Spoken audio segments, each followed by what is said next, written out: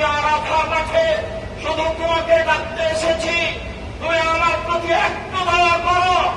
তুমি রহমান, তুমি রাহিম, তুমি গফফার, তুমি রহমান, তুমি আজিজ, তুমি পরাক্রমশালী, তুমি আমাকে ক্ষমা করো।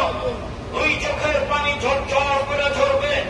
আল্লাহর নবী বললেন, আল্লাহর নিকটে সবচেয়ে উত্তম আমল হচ্ছে এক ফোঁটা চোখের পানি। এক ফোঁটা চোখের পানি যার ঝরে ওর জাহান্নামে যাওয়া ওই রকমই অসম্ভব। গাভীর পাট ওলান থেকে চাপ দিয়ে দুধ বের করে ভিতরে ঢোকানো যেমন অসম্ভব। বোঝা যায়নি কথা?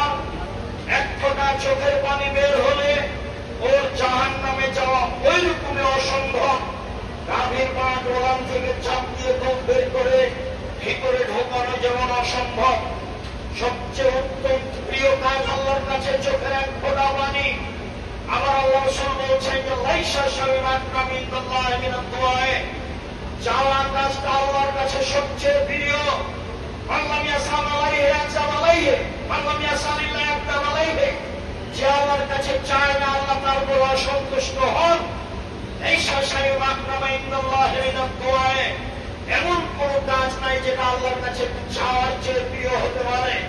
তাহলে এক ফোঁটা চোখের পানি সবচেয়ে প্রিয়, আর চাওয়া কাজটা সবচেয়ে প্রিয়। আর হাত তুলে চাইলে ফিরে দিতে লজ্জা পাই। আমার আরাফার মাঠ, আপনাকে আমি কি দিয়ে বুঝাই?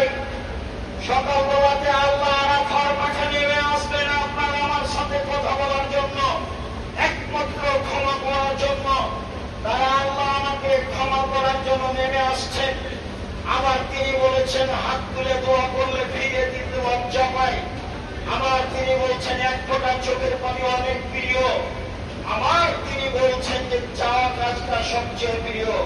অতএব আপনি আমার দিনী ভাই, আমি আপনার খুব কাছের মানুষ। আপনাকে আমি আন্তরিকভাবে অনুরোধ জানাচ্ছি, তালবিয়া পড়ে সকল নবীর দোয়া পড়ে জোহর আসরের সালাত হয়ে গেলে সূর্য ডোবা পর্যন্ত ১৭বার হাত তুলে হাতটা লেগে যাবে, আবার নামাবে। তাসবিহ তাহলিল জিকির আবার উঠাবেন। এইভাবে দিন যত যাবে ক্ষমা কান্না চাওয়া, কান্না করার গতি তত বেশি হবে।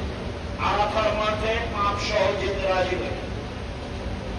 ছেলে মেয়ে কি চাচ্ছি দাবি দাওয়া পূর্ণ করে দিতে হবে, সব পূরণ করে আরাফার মাঠ ত্যাগ করবো ইনশাআল্লাহ। আল্লাহ দেওয়ার জন্য নেমে আসবেন মর্মে সকল দিনী ভাইকে আন্তরিকভাবে অনুরোধ জানাচ্ছি, অবশ্যই এখন নিয়মিত তালবিয়া পাঠ করে, রাত দিন তালবিয়া পাঠ করে, আরাফার দিনে দোয়া পড়ে, তালবিয়া পড়ে, আরাফার দিনে জোহর আসরের পরে হাত তুলে দোয়া করে, প্রস্তাব এইভাবে সিরিয়াল, আগে নিচে, তারপরে বাপ মা, তারপরে ভাই আত্মীয় স্বজন ছেলে মেয়ে, তারপর মানুষের দাবি দেওয়া যত মানুষ এসেছে দাবি জানিয়েছে সবার দাবি পূরণের জন্য আল্লাহর কাছে পেশ করার আন্তরিকভাবে অনুরোধ জানিয়ে আপাতত এখনকার কথা এখানে শেষ করলাম।